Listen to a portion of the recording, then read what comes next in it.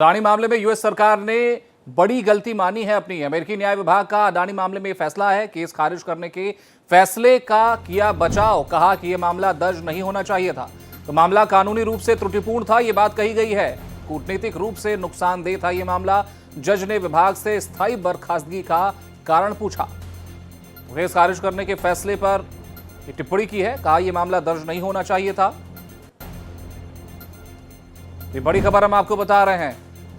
अडानी मामले में यूएस सरकार ने मानी अपनी गलती और ये बात कही है कि यह मामला दर्ज नहीं होना चाहिए था। अमेरिकी न्याय विभाग का अडानी मामले में यह फैसला सामने आया है। केस खारिज करने के फैसले का बचाव किया है इसमें और यह कहा गया है कि यह मामला दर्ज नहीं होना चाहिए था। मामला कानूनी रूप से त्रुटिपूर्ण था।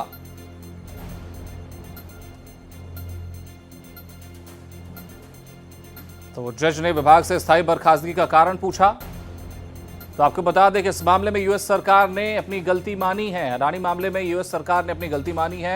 अमेरिकी न्याय विभाग का अडानी मामले में यह फैसला आया है। केस खारिज करने के फैसले का इसमें बचाव किया गया और कहा गया है कि यह मामला दर्ज नहीं होना चाहिए था। मामला कानूनी रूप से त्रुटिपूर्ण था और यह मामला दर्ज नहीं होना चाहिए था।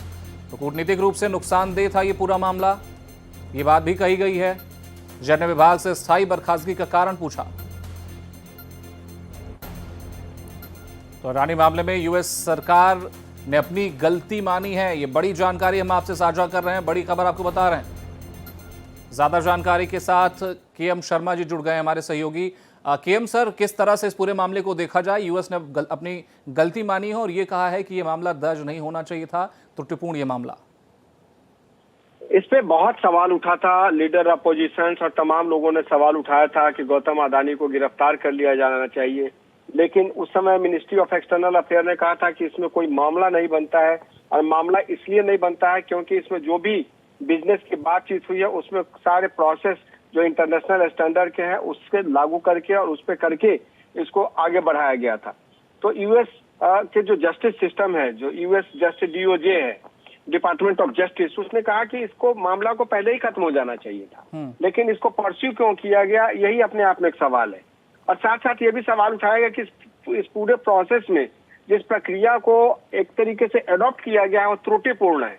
तो ऐसे में बहुत कुछ संभव है कि इस मामले में जो इसमें मुकदमा दर्ज किया है उस पर कोई पेनाल्टी भी इम्पोज की जाए, क्योंकि अगर बात करें तो भारतीय और जो हमारे यूएस के बीच में जो डिप्लोमेटिक रिलेशन है उस पर भी इसका असर पड़ता है। और गौतम अडानी कोई छोटी चीज नहीं है। और अगर आप इंडस्ट्रियलिस्ट को इस तरीके से डिमोरलाइज करेंगे तो आपके यहाँ जाके इन्वेस्टमेंट कौन करेगा?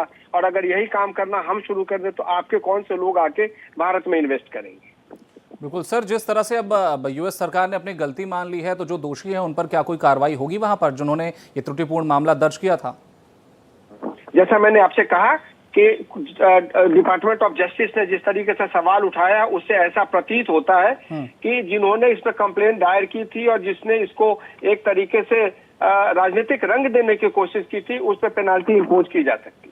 बिल्कुल सर, देखा जाए तो जिस तरह से पूरा घटनाक्रम रहा, मामला दर्ज किया गया और कई सारे लोग इस पे टीका टिप्पणी करने भी लगे थे और शेयर्स भी डाउन हुए थे कहीं ना कहीं अडानी ग्रुप के जब ये पूरा मामला दर्ज हुआ था। इसको किस तरह से कंपनसेट करने की बात है? क्या उसको कंपनसेट किया जाएगा या इसमें कोई और बड़ी जानकारी निकलकर सामने आ रही है?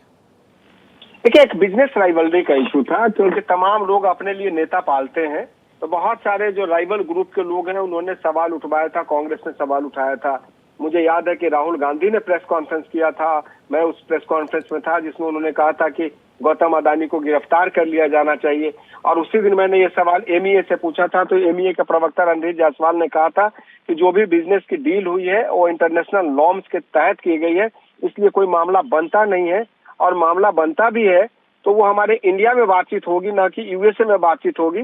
तो उन्होंने पहले भी कहा था कि यूएसए में अगर बातचीत होगी तो ये मामला जो है बहुत गंभीर नहीं है, इस पर कोई कार्रवाई करने की आवश्यकता बनती नहीं। चलिए, बिल्कुल सर, आवश्यकता नहीं बनती है। हालांकि यूएस सरकार ने अपनी गलती मान ली है, जो अपने आप में एक अच्छी बात है। फिलहाल हमारे साथ जुड़ने के लिए और जानकारी साझा करने के लिए धन्यवाद आपका।